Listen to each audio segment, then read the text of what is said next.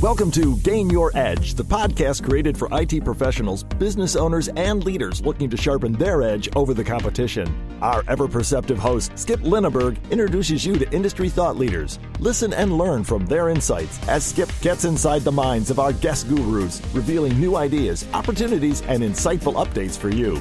It's all sponsored by Frontier, your edge in success. Now, here's our host, Skip Linneberg.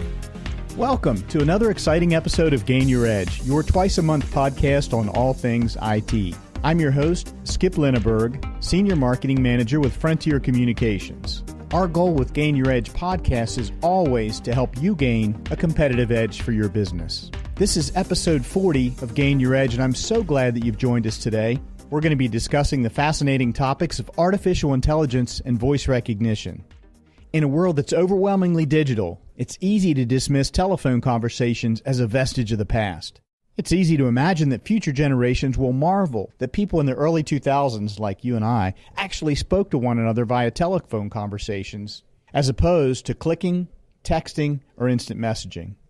It's really easy to hold those perspectives, but according to the numbers, those perspectives stray pretty far from what customers actually want. Let me read to you this excerpt from an article. It's written today by Greg Johnson, who's going to be our guest, joining us in just a moment. This is an excerpt from the article from Harvard Business Review, published July 26, 2017. Here's what I want to share with you. This quote: "Voice is central to communication, and because it's not strictly an online channel, it presents a challenge for brands that treat digital transformation as a matter of generating clicks and website views. And while it's possible to track every step of a customer's online journey, the trail ends as soon as an individual walks into a store or picks up the phone.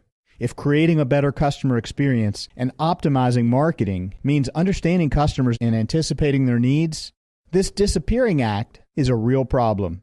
It means companies lack visibility into conversations that collectively generate more than $1 trillion of commerce." That's the background and the context for our show today. I can't wait to introduce you to our guest. So joining us today is Greg Johnson, CEO of Invoca, a company that connects phone calls and human conversations to the digital journey. Judging by their data, this drives revenue and makes customers happy. Hey, good afternoon, Greg. Thanks so much for joining us on the show today. Great. Thank you, Skip. It's a pleasure to be here, and thanks to you and Frontier for having us. Well, Greg, when I saw your Harvard Business Review article and read it, it was such an eye-opener and such a breath of fresh air for me. And it had some insights that really fly in the face of the things that I was seeing and believing. So I'm anxious to get into that with you today, not only for the benefit of myself, but of course our listeners as well. I read an excerpt of it in the show intro, and this article that you wrote was published in July in Harvard Business Review. The title, "Your Customers Still Want to Talk to a Human Being." To those out there in podcast land, our listeners, if you haven't seen this yet, press pause now, go into the show notes, get the hyperlink, and go read that article. It's a database revelation in this digital world of ours. Greg, what prompted you to write that article? Sure. So the Harvard Business Review was doing a series on digital transformation. And prior to joining the company I'm at now, Invoca, I worked at Salesforce for a number of years, and in the last few, spent a lot of time with businesses and companies that were going digital. And so the ideas and the motivations, the importance of digital transformation are very close to my heart. But in the time I've spent in Invoca and working with many of our customers, one of the things that struck me was that, voice interactions, contrary to popular opinion, continue to become more important day by day. And really there are two reasons behind that. Number one is, if you think about, where we consume information and get information today, that has really shifted where a lot of the things that we're reading, a lot of the things that we're learning about, we're doing on our phones. And so it's easier than ever to click to call a person or a business if you want to learn more. And so the ease with which you can have a conversation with another human being via our mobile devices has really never been easier. The other thing that's really interesting is you're seeing this rise of digital voice assistants like Alexa and Echo devices, Siri, Google Home, Cortana. And so I just think overall voice is becoming a very critical part of how companies and brands interact with consumers. And it's kind of gotten lost in the shuffle of all this focus on digital transformation. And so when we saw this series that the Harvard Business Review was running, we felt like it would be an interesting opportunity to kind of tie in how voice is also becoming an important part of the customer experience and how it ties in with what companies are doing with their digital transformation initiatives as well. Well, a brilliant article. My compliments on it. Like I said, when I read it, immediately awakened me up, opened my eyes to certain things that I needed to start thinking about. Greg, before we go further into the article, if you would, tell us a little bit about Invoca. I know you're a global company based in California. Give us a little color on Invoca as a corporation. Sure. So we're an enterprise software company. We were founded in 2008 and headquartered down in beautiful Santa Barbara down in Southern California. Well, that is beautiful. And it is the nickname of Santa Barbara is the American Riviera. It's an absolutely beautiful place. And we at Invoca, the core of our business is we really help other brands and advertisers and companies connect with customers using the power of voice. So specifically, if you have a customer and you're on a business website or you're engaging with something you see about a business through Google paid search or on Facebook, and if you get to a point where you want to talk to a human being, we make that process seamless and efficient. So when you pick up the phone and you have a conversation, the person on the other end understands what you've been looking at, what you might be interested in, as opposed to traditionally whenever you pick up the phone and have a conversation with business. It's basically like starting over again from scratch. Yeah, I think right. all of us have experienced the frustration of, having to repeat information, re-identify yourself. And that is frustrating, Greg. I agree. Yeah. We want the companies that we want to do business with to be smarter, don't we? Completely so. Back to the article, there was a phrase in there that you wrote about that I'd like you to just expand on a little bit. You wrote in there about the Digital Disappearing Act. Could you explain that whole phenomenon and share your insight about that with our listeners? Yeah, so if you're a business, typically businesses fall into two different categories when they're interacting with customers. Some businesses have goods that are relatively straightforward, relatively inexpensive, and with those types of goods, you might discover them online, learn about them online, and you purchase them online. So I think about if you go out looking for some clothes, a T-shirt, new dress shirt, pair of jeans, you're going to tend to discover that good digitally, and then you buy that good digitally. And so everything happens end-to-end in the digital world. But if you're in some other categories where the goods are more complex or they're more emotional or they're more expensive, a lot of times people want to talk to a human being for advice and consultation before they make that purchase decision. And the challenge you have then is that you might learn about that good or service in the digital world, read about it, start to understand about it. But then the moment that you want to have a conversation with an expert to kind of really take you through that last mile, and you move over into the voice world, or you might go into a store, that's when the Digital Disappearing Act happens, because you've gone from the digital world into the offline world, and it's really hard for the business to understand where you've come from and how to continue that relationship. And so that's kind of the gap that we see often happening, and we're focused on trying to help brands address. Yeah, great. Thank you for explaining that to us. And again, I encourage every one of our listeners to read that article. The link will be posted in our show notes. In the article, you cite a lot of great data, but one stat I found especially compelling was from a study conducted by your company. It states that of more than 2,000 adults surveyed, 33% of smartphone owners reported using their device, their phone, to make calls to businesses, friends, and family more than 5 times a day. So in this world where we perceive that we're having fewer voice conversations and we're using our telephone less, we're using the data part of the device more, this sort of really contrasts that. The study also said that 20% said they regularly use their phones this much for emailing and updating social media. So based on those numbers, people are still making phone calls, aren't they? Yeah, they are. I would say the dynamics of how people are using their phones are changing. If you look back 20 years ago, really the only way you had to communicate immediately was via voice. You had no other options. Right. And, technology has evolved now, and we have all these other options like messaging apps, texting, email. And those are really interesting because they're asynchronous in the sense that, I send a communication to you at a time of my convenience, and you respond back to me at the time of your convenience. And I don't have to wait around on you, and you don't have to wait around on me. And in some situations, that works really, really well. But in other situations, you want an answer, and you want it now. And I think we all realize, especially, I have a couple of kids, we all realize that we are very instant gratification in the world today. The world trains us to be that way. Yes. So a lot of times when you want something, you want it now, or if it's a complicated topic, and there's a lot of back and forth, voice is just a much more, efficient way to get that information. I think on average, humans generally speak, between 95 and 110 words a minute. An average human only types about 45 or 50 words per minute. And that's on, a full laptop, not talking about one of the tiny phone screens when you're trying to tap out a message Right. and making errors. Right. So if you have a lot of information to share in real time, and it's pressing and it's urgent, voice is a super effective medium for doing that. And so I think just the nature of how people are using their phones is evolving, and people are using voice for things that it's really good at. And then when you have things that are less pressing or can be asynchronous, well, now you have more options than you did 20 years ago. And I think that's the real difference, is people have more options than they did in the past. And so, Greg, what does that mean for businesses who want to meet their customers where they are and meet them in a comfortable way? Well, here's how I think about it. Back to that comment around instant gratification. In the instant gratification world, I think the question for a business is, when somebody wants instant gratification that relates to a product or service that you offer, do you want to be there ready to help them take care of that? And so, I think about myself, for example.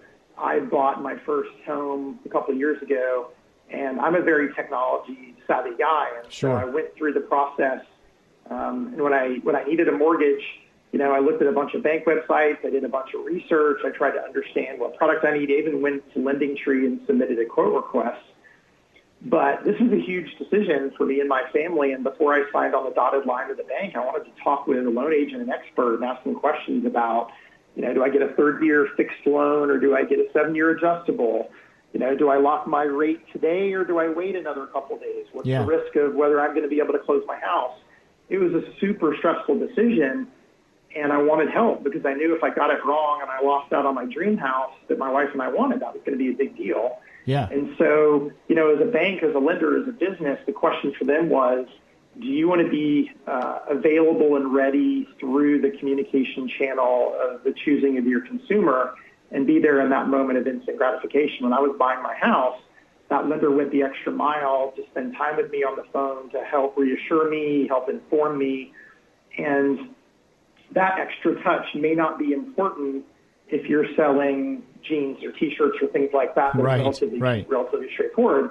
But if you sell insurance, or you're in the business of healthcare or telecommunications or travel or cruises or business services, that expert advice and personal touch, that can be what makes or breaks a sale. And so I think that's where being there and being available as the channel of choice for your customers is really critical. Sure. And I think, Greg, branching off of that, I've been on a research journey. I've spent a lot of time online researching, and I'm just about ready to buy, but I've either got a concern or a key question that I need answered. Well, if I could get that answered right now or get that concern resolved right now, I'm in a buying posture, and I would go ahead and act on that if a company, if a service provider or a product provider could take care of me right now. And your company helps those companies do that, right? Yeah, and that's exactly what we do. What we generally find is when people go through the process of learning about items online, it takes multiple touches, multiple engagements for them to get to the point where they want to buy. Right. And if they're not in a hurry, that's okay. But when you have someone who's motivated and when you have somebody who's ready to purchase, if you can have that live conversation, it accelerates that entire portion of the customer journey, and you're able to process that information that much faster. And so generally what a lot of our customers find in these considered purchase industries is that when you get someone on the phone, your ability to help them and close business with them and drive revenue for your business goes up significantly.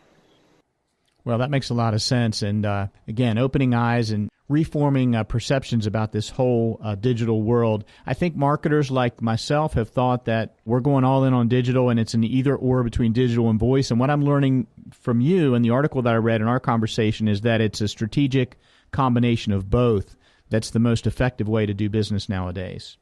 Yeah, I completely agree. I think really great brands are responsive to what their customers need. and frankly also let the data give them the answers. And so we had a customer that we worked with several years ago, and they were originally focused all on digital conversion, but this individual was a marketer, and he was a very data-driven person, so he just started running a bunch of A/B tests. And what he found over time was that the more he exposed the ability to call in and convert through phone, it converted at higher rates and generated higher sales per revenue. And so that changed his marketing strategy. And he just let the data give him the answer rather than trying to make it a philosophical argument. Oh, I love it. I love it. What a great story. We're going to pause right here for just a short break as we hear from our show sponsor, Frontier Business. When we come back, we'll be discussing artificial intelligence. Find out if it's a potential fit for your business today or in the near future. Don't go anywhere. You won't want to miss a single minute of this fascinating conversation. The best edge in business is inspiration. If you're inspired by this podcast and today's topic, Frontier is ready to help you put that inspiration into action. For a free consultation and to learn more about communication solutions that give your business an edge over the competition, call us at 888-200-0603. That's 888-200-0603. Or send an email to businessedge@frontier.com. Frontier, the edge you need to succeed. Now, back to the podcast. Welcome back to Gain Your Edge. We are discussing the power of voice in business today. Our guest is Greg Johnson, CEO of Invoca. Greg, you mentioned in the article the convenience of the digital selling journey in terms of tracking customer behavior. And you mentioned that when phone calls get involved, that typically becomes much harder. Is there a solution for that? Yeah, that's the core of the business that we focus on at Invoca, is really bridging that transition as a consumer moves from the digital world to the world of voice. And then making that consumer experience and the data that goes along with it a lot more seamless. I'll pick up on an example that I mentioned earlier, just when I was buying a house. When I call up the bank after clicking on a Google paid search ad for a 30-year mortgage, and I spend time on the landing page tinkering with the mortgage calculator for a 30-year mortgage, right? The loan agent who picks up the phone should know that I'm interested in a 30-year mortgage product. And if they start asking, do I want an auto loan or an insurance policy or a checking account or a mortgage, that's frustrating from a customer experience perspective. And so you're shaking your head, right? I was just shaking my head in empathy for you. They should know that. Exactly. They should know that. So trying to connect that data and connect that experience so that you not only understand how to optimize your digital experience, but you understand how to optimize your voice experience is at the core of what we do, which helps people just be a lot smarter about how they spend money with Facebook and Google and all the other digital advertising platforms that are out there today. Yeah, in my show prep, Greg, I also learned something about Invoca where for your companies that you serve, when a customer calls in, you provide the visibility and intelligence for the customer agent on the other end of the call to know that that person calling in has an open shopping cart and they have an item in the shopping cart, so they're really positioned to buy something. And I thought that was brilliant. So kudos on that. That was something the customers drove us to do through deep collaboration. So it's always good to be customer focused. You never know where customers are going to take you at the end of the day. Absolutely. Greg, let's shift our focus a bit more now to artificial intelligence or AI.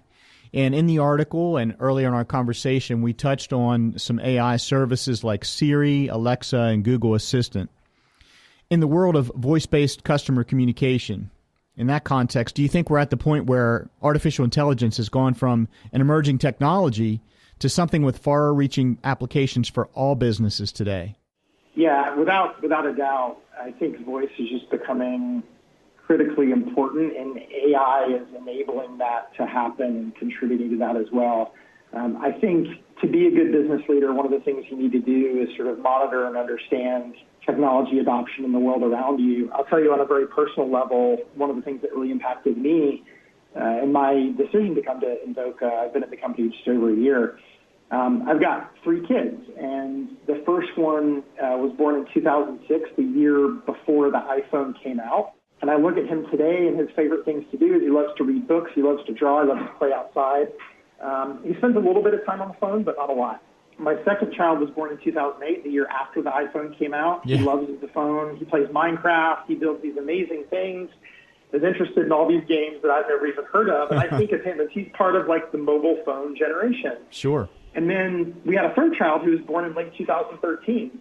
And he, the little guy just started speaking in comprehensible sentences just last year when he was kind of 2.5, 3 years old.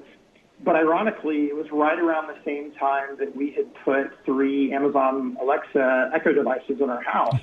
And it really struck me because as he learned to talk, he almost immediately began to mimic our voice commands. And so I think of him as part of the voice generation because he will walk into our living room and his funny little 3.5-year-old voice will say, "Alexa, turn off the living room lights."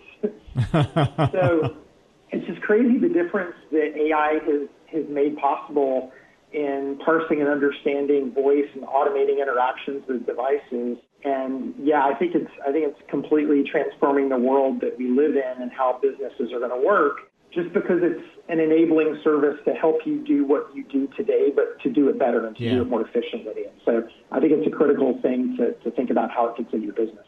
Well, let me ask you this context question. Is AI still primarily a play for enterprise companies, those with, say, 1,000 or more employees, or is it also becoming more accessible for small and mid-sized businesses?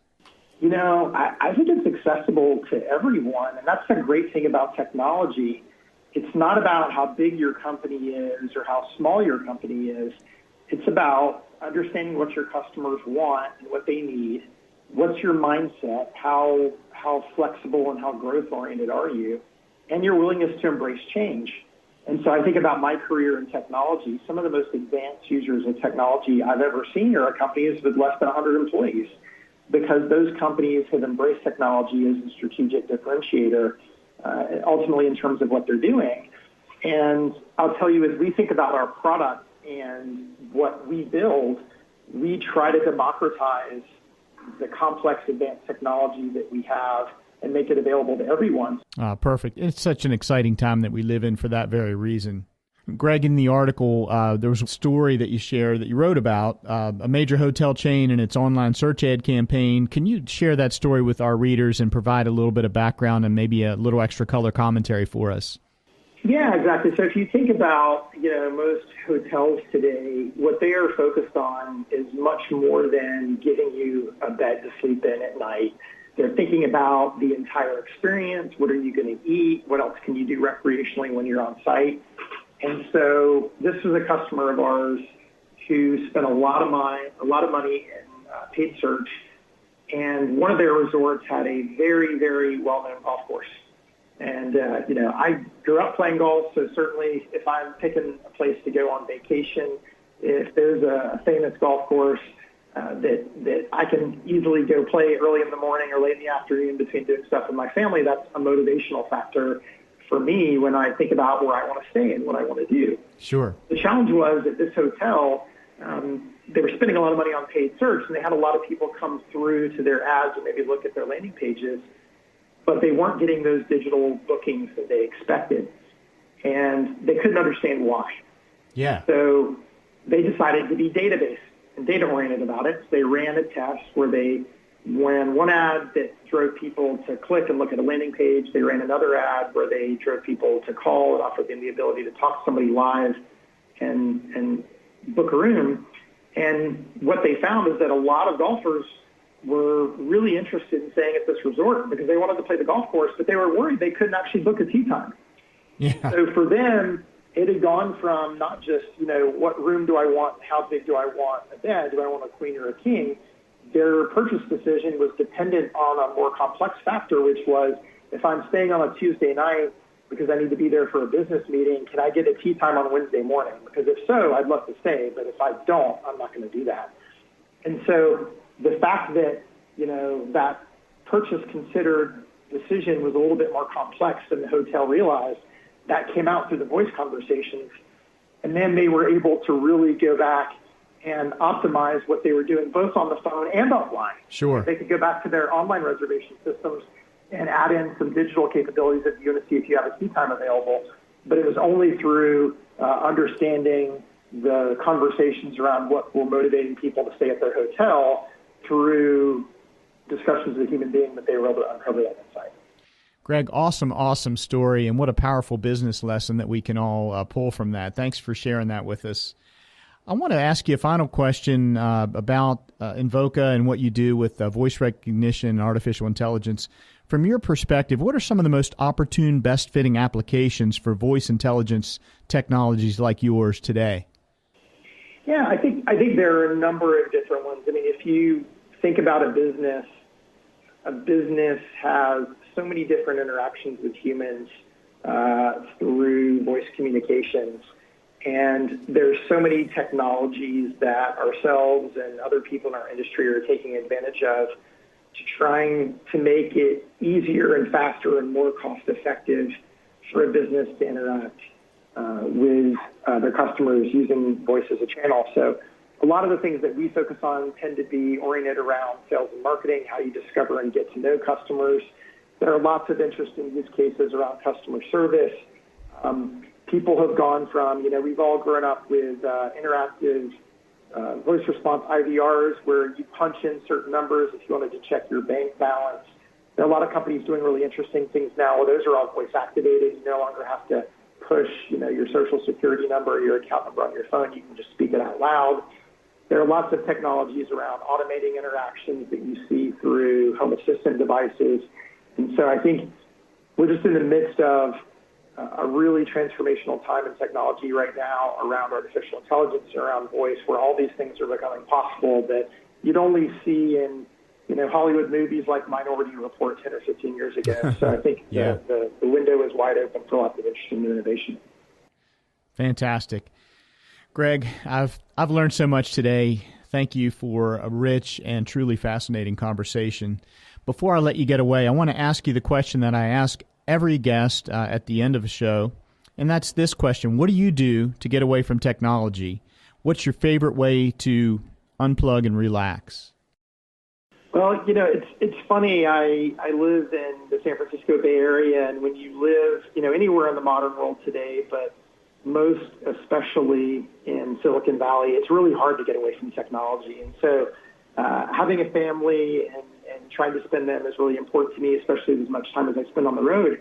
I think one of the things for me has definitely been a focus on how I kind of take back control of my life when it comes to technology. I was really impressed by an article that I saw about 9 months ago, and then a special on 60 Minutes early in 2017. There was an engineer who used to work at Google, an individual named Tristan Harris. And one of the things that he realized in his time working at Google is that all the engineering horsepower that is available in technology today, a lot of people are focused on how do you drive more engagement and more interaction with people who are using your product and service. And one of the challenges of that is it sets up this whole system where technology is trying to essentially consume as much of your time as they possibly can on behalf of different actors. And he's advocated for a more ethically driven approach to designing software. But even at a more granular level, he had a bunch of tips and tricks on how you can take better control of how you use technology every day. Wow. So I took a couple of the recommendations that he suggested. I'll give you a few. Okay.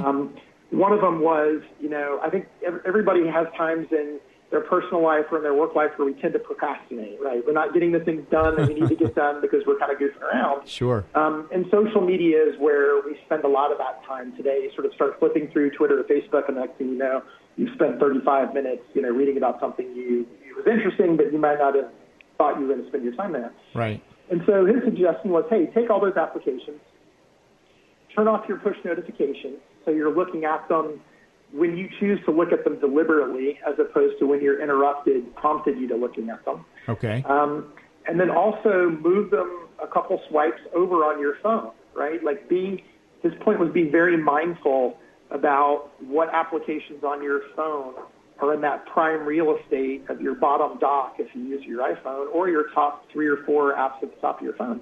Yeah. I was really amazed when I did that. Literally within a week, the amount of time that I was spending sort of endlessly scrolling through Twitter, reading about interesting things, it diminished very quickly, and you could see the causal impact. Like the correlation was dead clear. And so now what I try to do is I try to be purposeful about, what apps I keep on my home screen. I keep my calendar. I keep my task management productivity app. I keep my work-focused communications app. And that's helped me really focus the time that I need to getting what I need to get done, so that when I come back from being on the road or when I get home on Friday afternoon, Friday night after a long week at the office, I can focus my time on, the most important things in life, which is your well-being, your family, your friends. And I was really amazed at how those fairly small little changes had a remarkable impact on my life, in the sense of really I could see from week one how it did. So that for me was a big help, because ultimately I love to take advantage of the great outdoors that we have in California. My kids are all really active. I love to spend time with them. And I love technology, but it's about finding ways to harness technology to achieve what I want to achieve, and aligning that to what's best for us as humans in life. Indeed. Superb answer, Greg. Gaining time back. You've learned it here today on Gain Your Edge, so we're going to help you gain back some time thanks to Greg. Greg, thank you very much for taking time to talk to us today about why the human voice is more important than ever in the customer journey. Oh, well, thanks, Skip. Really appreciate it. Enjoyed the conversation, and thank you to you and Frontier for having us. Well, as soon as we wrap, I'm going to reconfigure some apps on my smartphone and move them over to the right. Thanks a lot. All right, take care. That's all the time we have today. Download this podcast at frontier.com/gainyouredge. You can also find all of our podcasts on iTunes. I encourage you to download and share Gain Your Edge podcast with your colleagues, with other business leaders who can learn from and benefit from the lessons provided by our guest gurus like Greg Johnson here today. Please join me, Skip Linneberg, next time on Gain Your Edge. And until then, have a great week.